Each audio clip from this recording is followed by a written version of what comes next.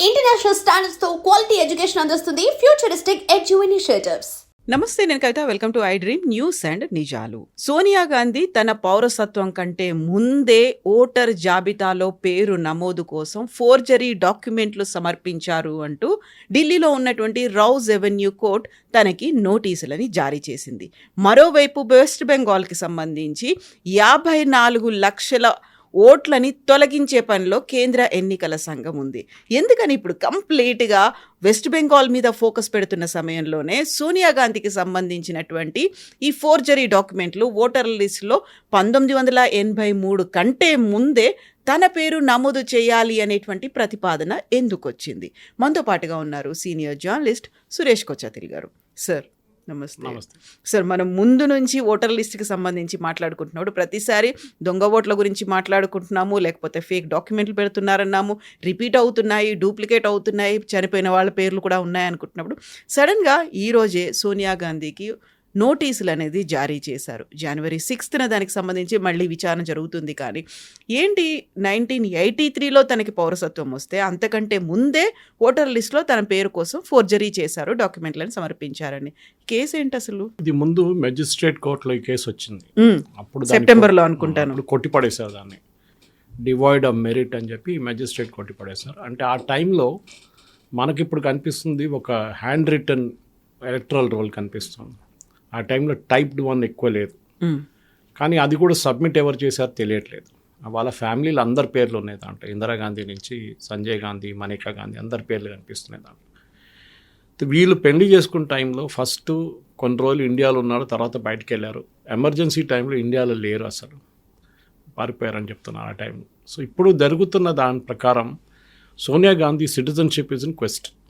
ఆమెకు ఎప్పుడు సిటిజన్షిప్ ఇచ్చారో దానికన్నా ముందు ఆమె ఎలక్టరల్ రోల్లో ఉంటే ఆమె తెలియకుండా వేసారా, తెలిసి చేశారా, ఆమె ఓటు వేసిందా, అది కూడా క్వశ్చన్ ఉంటుంది. కానీ ఇప్పుడు ఇన్ని సంవత్సరాల తర్వాత ఓటు వేసారా లేదనేది తెలియదు అసలు. మనకు దాన్ని కన్ఫర్మ్ చేయడానికి ఏ పరిస్థితుల్లో ఉండదు ఎలక్షన్ కమిషన్ అనమాట. కానీ బిగ్గర్ ఇష్యూ అది కాదు. బిగ్గర్ ఇష్యూస్ ఎలక్టరల్ రోల్స్ గురించి కన్ఫ్యూజన్. ఎందుకంటే రాహుల్ గాంధీ ఓట్ చోరీ అని తిరుగుతున్నప్పుడు, సరే మీ ఫ్యామిలీలోనే ఓట్ చోరీ జరిగిందని చెప్పి రాహుల్ గాంధీ వ్యతిరేకంగా ఒక బాస్కెట్బాల్ లాగా లేకుంటే ఒక వాలీబాల్ లాగా అటు ఒక బాల్ కొట్టారనమాట. అటు బూమరాంగ్ అవుతుంది అది. ఇట్ బూమరాంగ్ అని చెప్పలేము, కానీ they still no proof. Notice issue చేశారు అంతే. జరిగిందా లేదా, రోల్స్ ఉండేనా టైంలో లేదా అని మాకు తెలియదు. ఇట్లాంటి ఫ్యామిలీస్ యూజువలీ చాలా కేర్ఫుల్ ఉంటారు ఆ టైంలో, ఎందుకంటే రేపు ఎక్కడని ప్రాబ్లం రావచ్చు అని తెలుసు. కానీ ఎలక్షన్ కమిషన్కి ఇప్పుడు ఆ డేటా ఉందా వాళ్ళ దగ్గర డౌట్. 2002 ఉన్న డేటా వాళ్ళ దగ్గర ఉంది already, but I'm sure they have data of that date also. ఇప్పుడు ఎలక్షన్ కమిషన్ కూడా నోటీస్ ఇష్యూ చేస్తారు, వాళ్ళు రిప్లై ఇవ్వాల్సింది. కానీ పెద్ద ఇష్యూ దీని నుంచి ఏమొస్తుందంటే కవిత గారు, ఇప్పుడు జరుగుతున్న స్పెషల్ ఇంటెన్సివ్ రివిజన్లో ఎంత మటుకు గవర్నమెంట్ దీన్ని సీరియస్గా తీసుకుంటుందని చూడాలి. ఎలక్షన్ కమిషన్ వాళ్ళ పని చేస్తున్నారు. ఫర్ ఎగ్జాంపుల్ కల్కటాలో, వెస్ట్ బెంగాల్లో చాలా మటుకు ప్రెషర్ ఎలక్షన్ కమిషన్ మీద పెడుతున్నారు మమతా బెనర్జీ. అది రోల్స్లో ఉండొచ్చు, హౌసింగ్ కాంప్లెక్సెస్లో బూతులు పెట్టడం గురించి ఉండొచ్చు, ఏదైనా ఉండొచ్చు. మన హౌసింగ్ కాంప్లెక్సెస్ బూత్స్ గురించి చూసుకుందాం. ఇప్పుడు ఏం జరుగుతుందంటే, యూజువలీ అర్బన్ టౌన్స్లో బయటికి వచ్చి ఎవరు ఓట్ లేరు ఎక్కువ. పెద్ద పెద్ద కాంప్లెక్స్లు ఉంటాయి, 4000 ఫ్లాట్స్, 400 ఫ్లాట్లు, 800 ఫ్లాట్లు, అట్లాంటిది ఉంటాయి, 1200 ఫ్లాట్లు. సో ఎలక్షన్ కమిషన్ ఏం ప్రపోజ్ చేశారంటే, ఢిల్లీ ఎలక్షన్స్లో వీళ్ళు హౌసింగ్ కాంప్లెక్సెస్లో బూత్లు పెట్టినప్పుడు, ఎందుకంటే అక్కడ ఎట్లయినా మినిమం 1000 మెంబర్స్ ఉంటారు, 1000 కాదు 5000 కూడా ఉంటారు ఓటర్స్. సో 2-3 బూత్లు పెట్టచ్చు ఈజీగా. అక్కడ పెట్టినప్పుడు ఢిల్లీలో 15% ఎలక్టరల్ ఓటింగ్ పెరిగింది. ఇట్స్ ద బిగ్ థింగ్, ఎందుకంటే వాళ్ళ కాంప్లెక్స్లోనే ఓటింగ్ ఉంది, ఈజీగా దిగొచ్చి పైనుంచి మీరు లిఫ్ట్లో వచ్చి ఓటేసి మీరు వెళ్ళిపోవచ్చు ఇంటికి. ఇది బయటికి వెళ్ళి బూత్లు వెళ్ళి అక్కడ లైన్ నిలబడి ఓట్ చేయడం చాలామంది చేయరు. అండ్ ఎస్పెషలీ కొంచెం ఎల్డర్లీ పీపుల్ ఉంటారు, వాళ్ళు వీల్ చైర్లో ఉంటారు, వాళ్ళకి యాక్సెస్ ప్రాబ్లం ఉంటుంది, స్కూల్స్ కానీ పక్కనున్న గవర్నమెంట్ ఆఫీస్ కానీ. సో ఇదొకటి. ఇది జరుగుతున్నప్పుడు ఈ సోనియా గాంధీ ఎపిసోడ్ వచ్చిన కనెక్షన్ ఎక్కడ వస్తుందంటే, ఎలక్టరల్ రోల్స్ రివిజన్లో కూడా చాలా మటుకు అవకతవకలు ఉన్నాయని చెప్పి తెలిసిపోయింది ఇప్పుడే. ఎట్లా అంటే, ఇది ప్రోజనీ మ్యాపింగ్ అని చేస్తున్నారు ఇప్పుడు ఎలక్షన్ కమిషన్.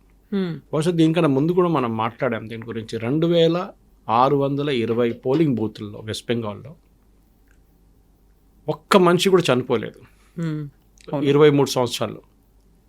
ఒక్క మనిషి కూడా అక్కడి నుంచి మారిపోలేదు, అక్కడ ఉన్నారు అందరు. ఒక్క డూప్లికేట్ ఓటర్ కూడా లేరు. This is not possible. ఆ టైంలో 82 సంవత్సరాలు ఉన్న ముసలోళ్ళు ఉంటారు, ఎల్డర్లీ పీపుల్ ఉంటారు.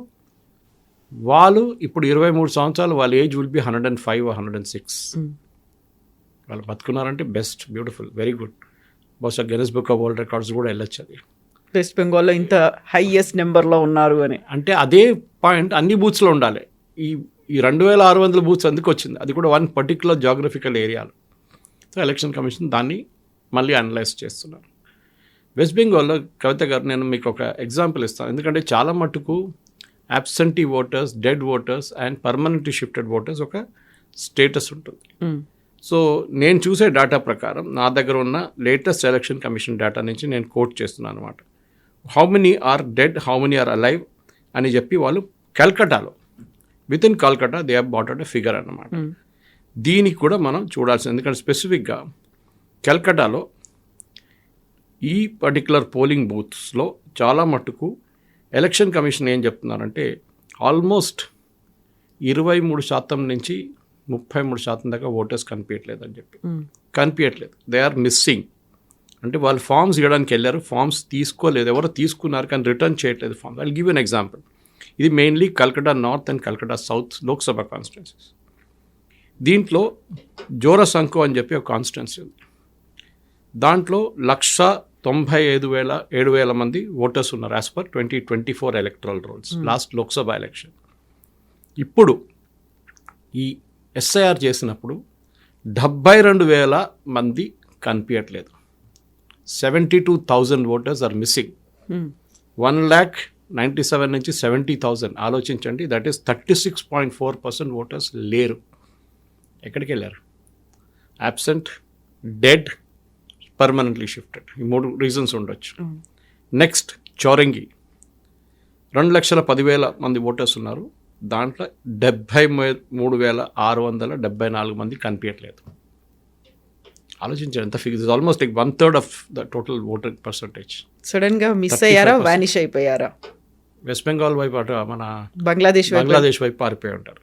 కాశీపూర్ ఆ ఏరియాలో 2,22,53,000 కనిపించట్లేదు. కోల్కతా పోర్ట్లో 2,40,000. అన్ని యు ఆర్ సీయింగ్ కంప్లీట్. రాజ్బిహారీలో 2,02,000, 43,000 కనిపించలేదు. ఎక్కడికి వెళ్ళారు వీళ్ళు? ఇది పెద్ద క్వశ్చన్. దానికే ఇక్కడ ఇచ్చిన దాన్ని కూడా ఉన్న వాళ్ళకి వచ్చిన డిజిటైజ్ డేటాలు కూడా ఎలక్షన్ కమిషన్ అనలైజ్ చేస్తే ఏం చెప్తున్నారంటే దీంట్లో కూడా చాలా మట్టుకు డౌట్ఫుల్ కేసెస్ ఉన్నాయి. అది ఏంటి డౌట్ఫుల్ కేసెస్? అది చూస్తున్నాను అనమాట. ఒకటి ప్రోజనీ మ్యాపింగ్ అంటారు. అది వెస్ట్ బెంగాల్లో స్పెషలీ చేస్తున్నారు. ఎందుకంటే చాలా డౌట్ఫుల్ కేసెస్ ఉన్నాయి అక్కడ. ఇప్పుడు ఉన్న ఎలక్షన్ కమిషన్ దగ్గర డేటా మీరు చెప్పినట్లని నిన్న వచ్చిన డేటా ప్రకారం 54 లక్షల మంది కొత్త ఓటర్ లిస్టులో 11వ తారీఖు ఫ్రీజ్ చేసిన ఓటర్ లిస్టులో ఉండరు. ఈ నంబర్ పెరగొచ్చు. బీహార్ గుర్తుపెట్టుకోండి, 64 లక్షల మంది went out of the rolls. West బెంగాల్లో కూడా అదే జరగవచ్చు. That is why Mamata Banerjee is panicking. Okay, so Mamata Banerjee ఇప్పుడు ఏం చేస్తుందంటే, ఒకటి వాళ్ళ బిఎల్ఓస్ దగ్గర ప్రెషర్ పెట్టడానికి, బిఎల్ఓస్ మీద వాళ్ళ పార్టీ వర్కర్స్ దగ్గర ఈ ఫామ్స్ అని ఫిలప్ చేసిన తర్వాత ఈ 2,620 బూత్స్లో ఈ అవకతవకలు జరిగినాయి. దానికోసం election commission is ordered reaudit completely. Definitely ఈసారి బయటపడతారు చాలామంది దాని నుంచి. రెండవది, ఈ హౌసింగ్ కాంప్లెక్సెస్లో నేను చెప్పిన దాని ప్రకారం ఓట్లో వాళ్ళు ఫస్ట్ అగ్రీ చేశారు. 5-6 హౌసింగ్ సొసైటీస్ అగ్రీ చేశారు. మమతా బెనర్జీ ఏం చేశారు, వాళ్ళ ఎమ్మెల్యేని పంపించి ధమ్కి ఇచ్చి వాళ్ళ దగ్గర పర్మిషన్ లెటర్స్ విత్డ్రా చేయించుకున్నారు. ఇది హౌసింగ్ సొసైటీ వాళ్ళు ఏమన్నారు, మా దగ్గర ఒక రూమ్ ఇచ్చేస్తాం, అసోసియేషన్ రూమ్ ఉంటుంది, లేకుంటే క్లబ్ హౌస్ ఉంటుంది, దాంట్లో మీరు బూత్లు పెట్టుకోవచ్చు అని చెప్పేసి ఎలక్షన్ కమిషన్ దగ్గర. అంటే వాళ్ళ మనుషులు పంపిస్తారు, సెక్యూరిటీ అన్నీ ఉంటుంది అక్కడ. ఇప్పుడు అన్నీ విత్డ్రా చేసుకున్నారు. సో ఎలక్షన్ కమిషన్ కూడా చెప్పారు వీళ్ళకి ఇంట్రెస్ట్ లేదు, నాకేం పోయింది, వీళ్ళు విత్డ్రా ఇట్ అని చెప్పారు. సో ఆమె భయం చూడండి. ఎందుకంటే ఎడ్యుకేటెడ్ పీపుల్ ఉంటారు హౌసింగ్ కాంప్లెక్సెస్లో చాలా మట్టుకు. వాళ్ళు ఓట్లు వేయకూడదు. వాళ్ళు ఓట్లు వేస్తే మమతా బెనర్జీకి డేంజర్. అది కాకుండా ఈ 54 లక్షల మంది ఇప్పుడు మిస్సింగ్ ఉన్నారు. ఏం చేయబోతున్నారు? దీని గురించి ఫారెన్సిక్గా ఒక ఆడిట్ నడుస్తుంది వెస్ట్ బెంగాల్లో. మీకు ఈ ప్రాబ్లం ఎక్కడా కనిపించట్లేదు. గుజరాత్లో కూడా 16 లక్షల మంది voters are dead, which is expected. మీరు 2002 నుంచి 2025కి వచ్చినప్పుడు 23 సంవత్సరాల్లో చాలామంది చనిపోయి ఉంటారు. సో గుజరాత్లో కూడా 16 లక్షల మంది, విచ్ ఇస్ నాట్ సర్ప్రైజింగ్. అది వెస్ట్ బెంగాల్ ఎందుకు చూపించట్లేదు? ఇంత 54 ఫర్ ఎగ్జాంపుల్ 34 లక్షల మంది ఆధార్ కార్డ్ డీయాక్టివేట్ చేశారు వెస్ట్ బెంగాల్. మనం బహుశా దీనికన్నా ముందు చెప్పాను నేను ఈ డేటా. 34 లక్షల మంది ఆధార్ కార్డ్ డీయాక్టివేట్ చేశారు. ఎందుకు? చనిపోయారని చెప్పి. అదెందుకు చేశారు? Unique identification authority of India అంటే ఈ ఆధార్ కార్డ్ ఇష్యూ చేసే అథారిటీ ఎందుకు చేశారంటే ఆ కార్డులు ఎవరో వాడుకుంటున్నారు. చనిపోయిన వాళ్ళు లేచి వచ్చి ఓటేస్తున్నారు అక్కడ. ఓటు కొట్టే కాదు, సిమ్ కార్డు తీసుకుంటున్నారు, which is very dangerous. SIM card activation చేయించుకుంటున్నారు, రేషన్ కార్డ్ అప్లై చేస్తున్నారు, దాంతోనే రేషన్ తీసుకుంటున్నారు బయోమెట్రిక్ పెట్టకుండా. సో ఎవరో యూజ్ చేస్తున్నారని చెప్పి చాలా కార్డ్స్ దాంట్లో యూజ్ చేస్తే దాన్ని డీయాక్టివేట్ చేసి పడేస్తారు. ఇప్పుడు దాని నుంచి బయోమెట్రిక్ ట్రై చేస్తే వర్క్ కాదు ఇప్పుడు, బికాజ్ పర్సన్ ఫింగర్ ప్రింట్ ఉండదు కదా వాళ్ళది. కానీ ఇంకా చాలా పనులు ఉన్నాయి. ఈ 34 లక్షల మంది కూడా యాడ్ చేస్తే వెస్ట్ బెంగాల్ ఫిగర్ బహుశా 78 లక్షల దాకా వెళ్ళొచ్చు ఓటర్స్. కొత్త ఓటర్ లిస్టులో 8 లక్షల మంది ఉండరు. ఇది మమతా బెనర్జీకి పెద్ద ఒక థ్రెట్. దానికోసం ఆమె చాలా మటుకు ట్రై చేసింది ఆపడానికి. కానీ ఎలక్షన్ కమిషన్ చాలా టఫ్గా ఉండే, వాళ్ళు చాలా క్లియర్గా చెప్పారు, we will do it our own way. కోర్టుకి వెళ్ళారు, కోర్టు కూడా పట్టించుకోలేదు. హియరింగ్ ఉంది కానీ అప్పుడు దాకా ఈ లిస్ట్ అంతా బయటకు వచ్చేస్తుంది. కవిత గారు దీంట్లో సోనియా గాంధీ కేసు చెప్పినప్పుడు కూడా ఇట్లాంటి కేసెస్ యూపీలో ఒక కేసు మొన్న బయటపడింది. మీరు చదువుంటారు పేపర్లో. ఒక ఎల్డర్లీ లేడీ ఏం చేసిందంటే వాళ్ళ 2 పిల్లలు దుబాయ్లో ఉన్నారు. దుబాయ్ ఒకరు మస్కట్లో అనుకుంటారు, 2 డిఫరెంట్ కంట్రీస్. కువైత్. ఆమె ఏం చేసిందంటే వీళ్ళిద్దరు ఇక్కడ ఉన్నారని చెప్పి పేరు రాసి సంతకం పెట్టింది. ఆమె ఫార్జరీ చేసింది, పట్టుకున్నారు. వాళ్ళు అక్కడ కాదు, వాళ్ళు కువైట్లో ఉన్నారు, ఇంకొకరు దుబాయ్లో ఉన్నారు. ఇది మన దగ్గర కూడా చాలా కేర్ఫుల్ ఉండాలి. మన దగ్గర చాలా మందికి చెప్తున్నప్పుడు హైదరాబాద్లో వాళ్ళు నా మాట వినరు. వాళ్ళు ఇక్కడ పనిచేస్తున్నారు హైదరాబాద్లో, కానీ వాళ్ళ అమ్మ నాన్న దగ్గర వాళ్ళు ఉన్న ఊర్లలో రాపించుకుంటున్నారు, మేము అక్కడే ఉన్నాము అని చెప్పి. హైదరాబాద్లో ఐటీ కంపెనీలోనో ఫార్మా కంపెనీలోనో ఇంకేదైనా ప్రైవేట్ సెక్టర్ కంపెనీలో పనిచేస్తున్నారు చాలామంది ఉన్నారు. వాళ్ళు అక్కడ వాళ్ళ పేరు వాళ్ళ ఊర్లో రాపించుకొని వాళ్ళు ఇక్కడ ఉంటున్నారు. ఇక్కడ ఎస్ఐఆర్ రాబోతుంది. దీని తర్వాత ఎస్ఐఆర్ వస్తుంది. మన లోకల్ బాడీ ఎలక్షన్స్ అయిపోయిన తర్వాత, సర్పంచ్ల ఎలక్షన్, ఎంపీటీసీ జడ్పీటీసీ అయిపోయిన తర్వాత ఇక్కడ ఎస్ఐఆర్ స్టార్ట్ అవుతుంది తెలంగాణలో. ఆ టైంలో వీళ్ళ అమ్మగారు నాన్నగారు అట్లా డీటెయిల్స్ రాసి సంతకం పెడితే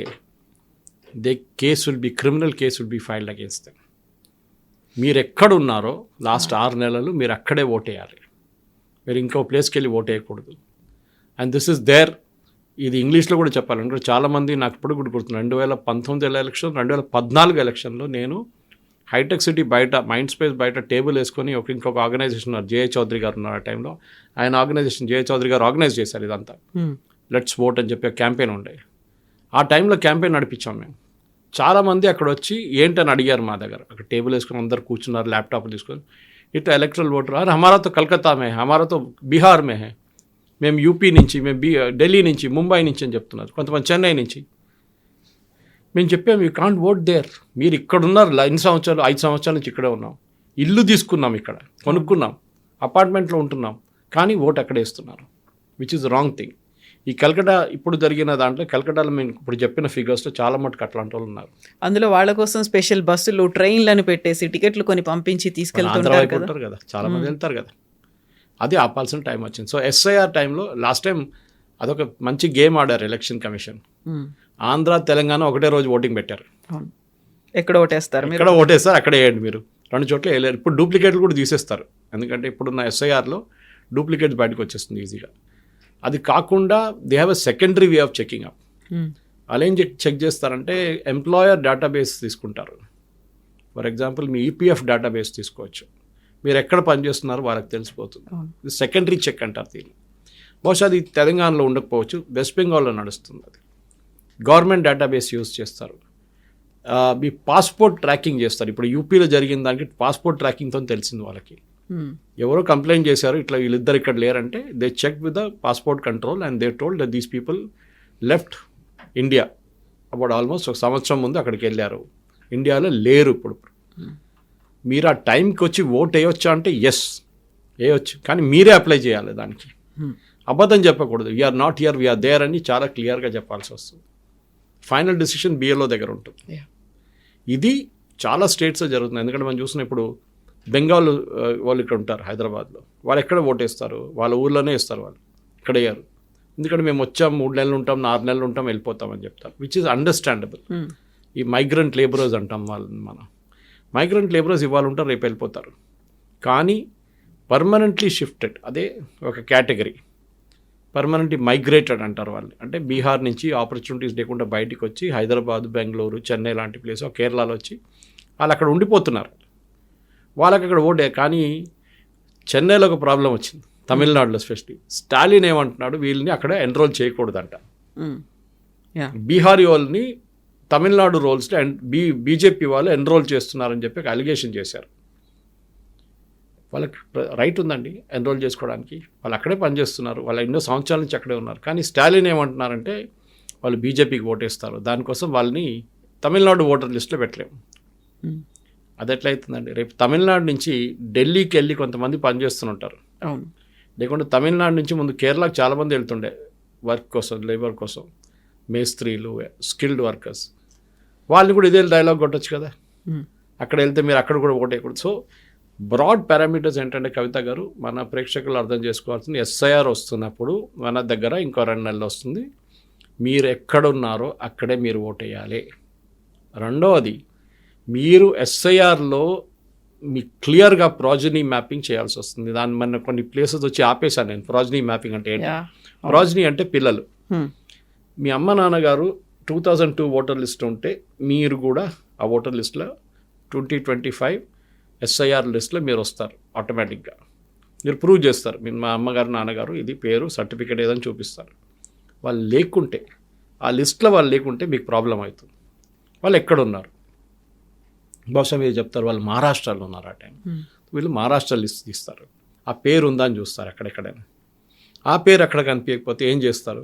వీళ్ళ అమ్మ నాన్న దగ్గర అడుగుతారు, వాళ్ళు బతుకుంటే ఇప్పుడు మీరు అక్కడ ఉన్నారా, ఎక్కడ ఉన్నారా, ఈ డేట్లో 2002లో మీరు ఎక్కడ ఉన్నారు? మాకు తెలియదండి, మాకు గుర్తులేదు, మా మెమరీ పోయిందంటారు వాళ్ళు కొంతమంది. All possible.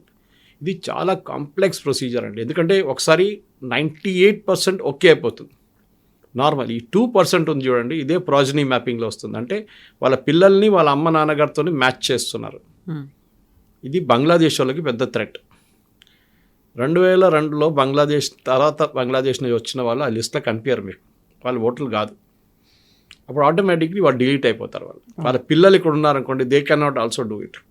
మొన్న ఇంకొక చాలా స్ట్రేంజ్ కేసు జరిగింది వెస్ట్ బెంగాల్లో, యూపీలో అనుకుంటాను. ఈయనేం చేశారంటే, ఒక ఆయన బంగ్లాదేశ్ నుంచి వచ్చి ఒక అమ్మాయిని పెళ్లి చేసుకున్నాడు వెస్ట్ బెంగాల్లో. పెళ్లి చేసుకొని ఎస్ఐఆర్ వస్తున్నప్పుడు చూసి ఏం చేశారంటే ఆధార్ కార్డు తయారు చేయించుకున్నాడు. ఎవరి పేరు మీద? ఆయన వైఫ్ పేరు మీద, వైఫ్ ఫాదర్ పేరు మీద, వాళ్ళ ఫాదర్ అని చెప్పేసి ఆధార్ కార్డు తయారు చేసుకున్నాడు. సో బిఎల్లో వచ్చినప్పుడు ఈ male member husband and wife ఇద్దరికి ఒకటే ఫాదర్. అవును. అది ఎట్లా అవుతుందండి? వాళ్ళు సిబ్లింగ్స్ అయిపోయారు, పట్టుకున్నారు. సో ఆటోమేటిక్లీ ఫాదర్లో చెప్పాడు ఇటు దొంగ నంబర్ 1, ఇడు నేను అసలు నేను ట్రస్ట్ చేయను, ఈజ్ ఫ్రమ్ బంగ్లాదేశ్, మీరు తీసేసేంత రోల్ నుంచి. Immediately he was removed from the rolls and he was asked to go and deport చేసేసారు అక్కడి నుంచి.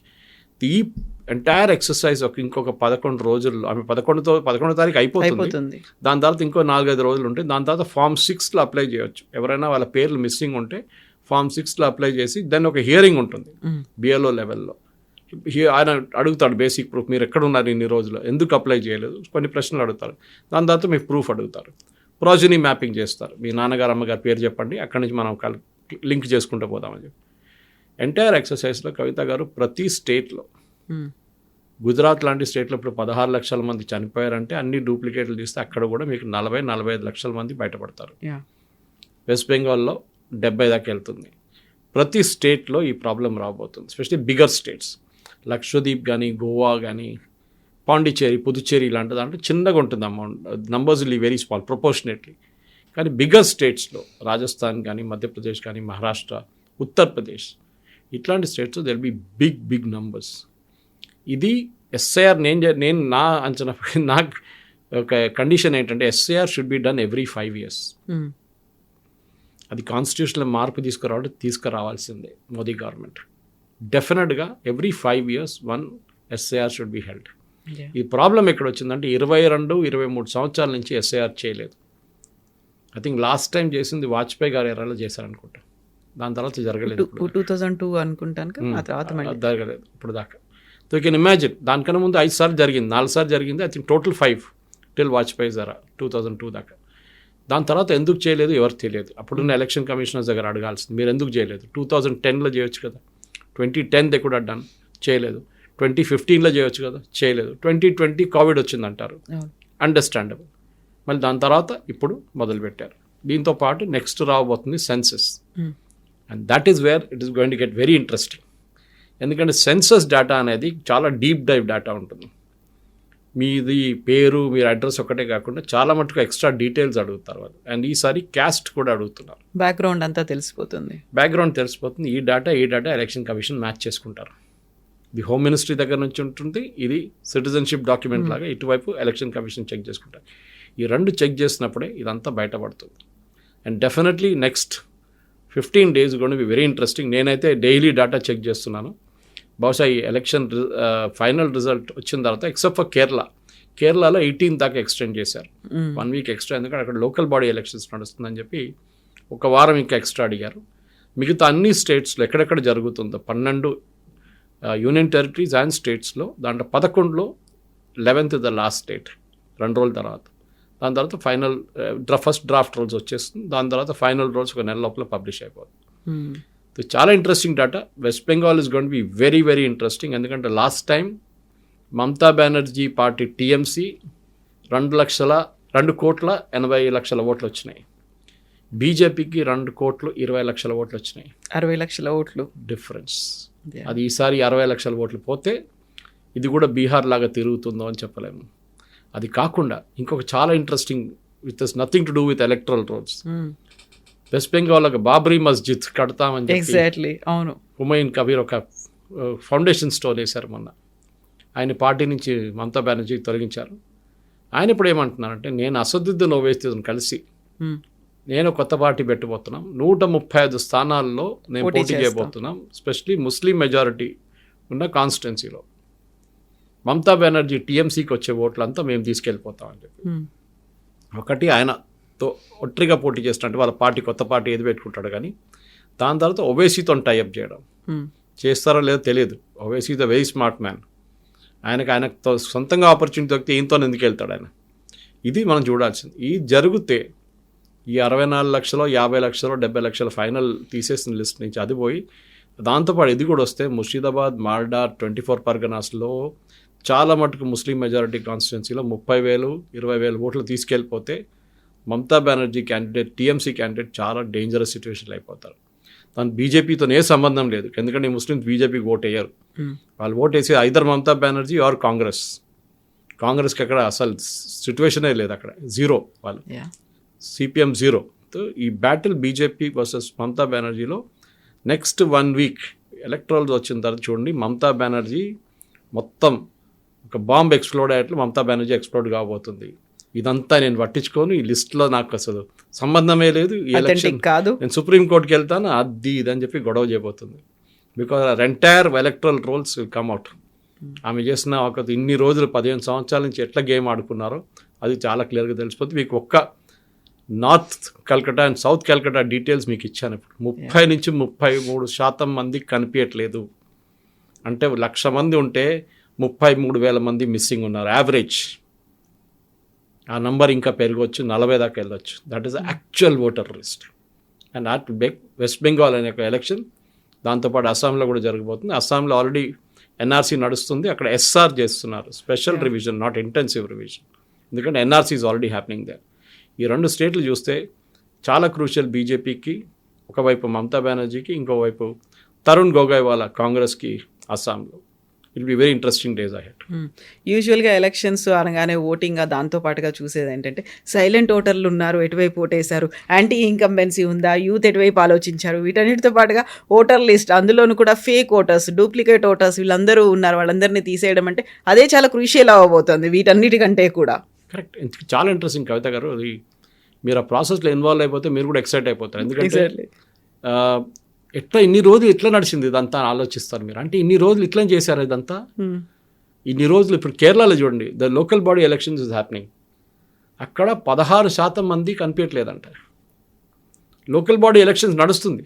అవును, విలేజ్ ఈజ్ యూనిట్. అక్కడ లోకల్ బాడీ అంటే విలేజ్ లోనే ఉంటుంది. 16% పీపుల్ ఈ నడుస్తున్న ఎలక్షన్లోనే మిస్సింగ్ ఉన్నారు. As per latest SIR of Kerala. అంటే ఇప్పుడు నడుస్తున్న ఎలక్ట్రల్ రోల్ ఇస్ ఫేక్. దానికోసం పినరాయి విజయన్ ఎలక్షన్ దానికన్నా ముందు చేపించారు. సుప్రీంకోర్టుకి వెళ్ళినప్పుడు ఎలక్షన్ కమిషన్ ఏం చెప్పారంటే రోల్స్ వస్తుంది, మీరు 11వ తారీఖు దాకా మేము రోల్స్ పబ్లిష్ చేస్తామని చెప్పి పినరాయి విజయన్ సుప్రీంకోర్టు దగ్గర రిక్వెస్ట్ పెట్టి వారం పోస్ట్పోన్ చేయించారు 18th. సో 20th దాకా పేర్లు బయటకు వచ్చి అప్పుడు దాకా లోకల్ బాడీ ఎలక్షన్స్ అయిపోతుంది. వీళ్ళు లేరురా బాబు అంటే అప్పుడు ఇంట్రెస్టింగ్ అంటే అప్పుడు ఓట్ చేసిన వాళ్ళు ఈ కొత్త SIR లిస్ట్ వచ్చిన వాళ్ళని కంపేర్ చేస్తే ఎంతమంది చనిపోయిన వాళ్ళు వాళ్ళ గ్రేవ్స్ నుంచి బయటకు వచ్చి ఓటేసి వెళ్ళారని తెలిసిపోతుంది. కేసు ఉంది కేరళ హైకోర్టులో.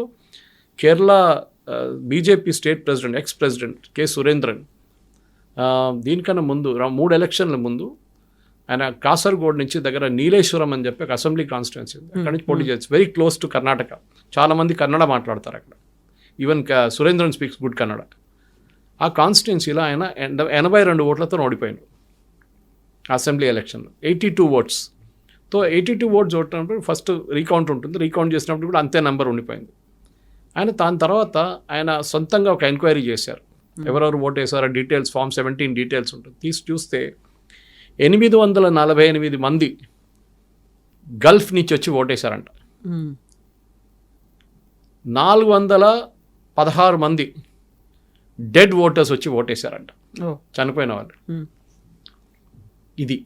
ఇదే ప్రాబ్లం. దాన్ని ఆయన ప్రూవ్ చేశారు కేరళ హైకోర్టులో. అది నెక్స్ట్ ఇయర్ ఇంకొచ్చేదాకా గెలిచిన candidate IUML Indian Union Muslim League candidate చనిపోయారు. So the entire petition became infructuous because ఇంకేం లేదు అక్కడ. ఓన్లీ బై ఎలక్షన్ వచ్చేస్తుంది. అది కాకుండా అదే టైం ఆయన బతుకుంటే ఈ కూడా proved that the election was a fraud. ఇప్పుడు ఎలక్షన్ కమిషన్ చేస్తున్న ఇదే పని ముందు చేయాలండే. ఇప్పుడు చూడండి, సరే గల్ఫ్లో ఉన్న వాళ్ళు ఏం చేస్తారంటే ఎలక్షన్ టైంలో వాళ్ళు టికెట్ తీసుకొని వస్తారు చాలామంది ఇక్కడ ఓట్ వేయడానికి. కొన్ని పొలిటికల్ పార్టీ స్పాన్సర్ చేస్తారు వాళ్ళు. లాస్ట్ టైం మీరు చూడాలని కొన్ని ఫోటోలు పెట్టుకొని వచ్చారు. వాళ్ళ కార్డ్బోర్డ్ బాక్స్ మీద sponsored by Indian national Congress, sponsored by IUML, sponsored by CPM అని చెప్పి బోర్డులు పెట్టుకొని వచ్చారు వాళ్ళు గల్ఫ్ నుంచి టికెట్లు.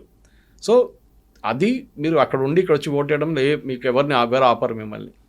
కానీ మీరు ఫేక్ అడ్రస్లు పెట్టి చనిపోయిన వాళ్ళ పేర్ల మీద ఓట్ వేయడం అనేది ఒక పెద్ద ర్యాకెట్. దాన్ని ఆపాల్సిన టైం వచ్చింది. ఐ థింక్ ఓవరాల్ కంట్రీలో SIR తీస్తే మన దగ్గర ఉన్న 90 కోట్ల మంది ఓటర్లు, కొంతమంది 100 కోట్లు అంటారు, కానీ నా అంచనా ప్రకారం ఇప్పుడున్న దాని ప్రకారం 94 కోట్ల మంది ఉంటారు ఓటర్లు. That will reduce to minimum 88 crores. మన దగ్గర అంతమంది ఓటర్లు ఉన్నారు. ఈ క్లీనప్ ఎప్పుడో జరగాలండి, ఇప్పుడు జరుగుతుంది. చాలా మంచిది.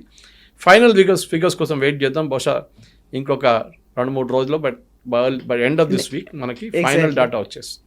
Yes, sir. So interesting. Thank you so much, sir. Thank you. Thank you.